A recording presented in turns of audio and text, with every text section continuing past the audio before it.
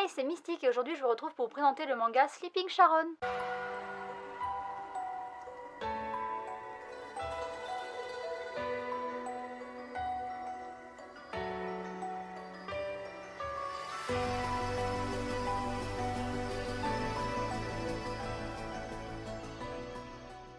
Je vous retrouve aujourd'hui pour vous parler du manga Sleeping Sharon qui était mon chouchou couverture du mois d'octobre. Il est sorti en novembre et moi je croyais qu'il allait sortir en octobre, donc j'en avais parlé dans la vidéo What's New d'octobre. C'était une petite erreur de ma part, mais bon, comme j'ai un décalage de 2 mois entre mes vidéos What's New et mes vidéos chouchou couverture, c'est pas très grave puisque finalement ça répare un peu l'erreur. Comme quoi de pas être toujours organisé et d'avoir un décalage de 2 mois entre mes 2 types de vidéos, ça permet de rattraper quelques couacs et du coup c'est pas si mal que ça de pas être si organisé. Oui, je me cherche clairement des excuses. Bref, aujourd'hui je vais vous parler du manga Sleeping Sharon qui est un seinen publié chez Komiku. C'est dessiné et scénarisé par Moji Sawaka qui a publié pas mal d'autres mangas au Japon, j'en ai retrouvé 5 et il y en a un qui a été publié en France qui s'appelle Pupa que j'ai lu, c'est aussi publié chez Komiku, la série est terminée en 3 tomes et c'est une série un petit peu horrifique dans le même genre que Sleeping Sharon que j'ai beaucoup aimé. Pour en revenir au manga dont je vous parle aujourd'hui, il a été publié à partir de 2015 au Japon, la série est terminée en 3 tomes et si vous avez bien suivi, vous savez qu'il a été publié à partir de novembre 2018, il y a un tome de sortie pour l'instant et le tome 2 devrait arriver en février. Le manga est quasiment entièrement en noir et blanc sauf une illustration couleur au début et quelques pages multicolores qui sont vraiment très jolies. Chaque tome coûte 7,99 € et c'est tout ce que je vous dirai pour la présentation. Cette langue m'est inconnue et pourtant étrangement je comprends parfaitement ce qui est gravé. Abandonnez tout espoir, vous qui passez cette porte. C'est avec ces mots que débute l'histoire, et malgré une espèce d'impression qui lui dit de ne pas le faire, malgré cette inscription sur la porte qui ressemble étrangement à l'inscription qui existe sur la porte des enfers, le personnage principal de notre histoire va décider de franchir cette porte. Si je l'appelle personnage principal et que je ne vous dis pas son prénom, c'est tout simplement parce que ni lui ni nous ne le connaissons. En fait, il semble avoir perdu tous ses souvenirs et c'est pas très étonnant parce que quand on voit à quoi il ressemble, on dirait un petit peu une masse informe noire, une petite tache d'encre, et il a la même apparence que toutes les personnes ou toutes les choses qui ont passé la porte en même temps que lui. Ils sont tous dans le même état et ils marchent tous dans la même direction, une sublime demeure qui semble proche mais pourtant qui a l'air inatteignable puisqu'ils ont beau en fait marcher sur un sentier qui est bordé de ronces et qui se dirige vers cette maison,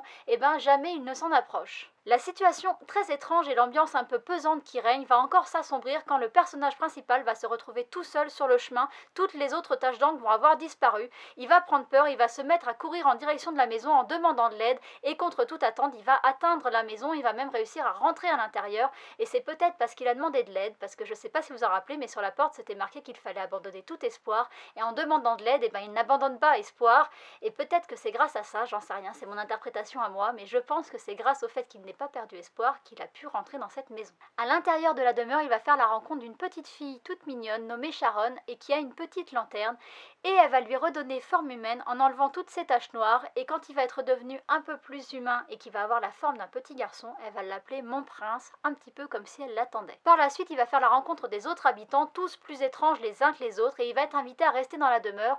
Et ça va bien l'arranger parce que malgré son amnésie, il a le sentiment qu'il doit rester dans cette maison et qu'il doit attendre quelqu'un. Et je vous en dis pas plus. Malgré le fait que j'avais lu Pupa et donc je m'attendais à une histoire d'horreur, je m'étais pas laissée berner par la couverture, j'ai quand même été surprise parce que l'histoire de ce manga est vraiment très sombre et il faut vraiment pas se fier à ce petit personnage mignon qu'est Sharon et à la couverture toute colorée parce que sur la couverture, si vous regardez bien, il y a un monstre en arrière-plan, il y a des crânes au premier plan et c'est pas pour rien qu'ils sont là. Cette histoire, c'est un vrai conte macabre et au fil des pages, on sombre de plus en plus dans l'horreur et plus l'histoire avance, plus les souvenirs se rapprochent et plus on touche du doigt la noirceur des personnages. Et j'ai trouvé ça super malin de la part de l'auteur de mettre cette histoire de noirceur sur le dessin aussi, puisque je pense pouvoir dire sans trop me tromper que la noirceur des dessins et des taches noires, en fait, c'est aussi lié à la noirceur des personnages eux-mêmes. Si vous pensez que je me trompe, n'hésitez pas à me le dire en commentaire, mais je pense quand même qu'il y a un énorme lien. J'ai beaucoup aimé la couverture, sinon ce manga ne serait pas un chouchou couverture, mais j'ai aussi beaucoup aimé les dessins et je trouve que le chara design est vraiment très intéressant,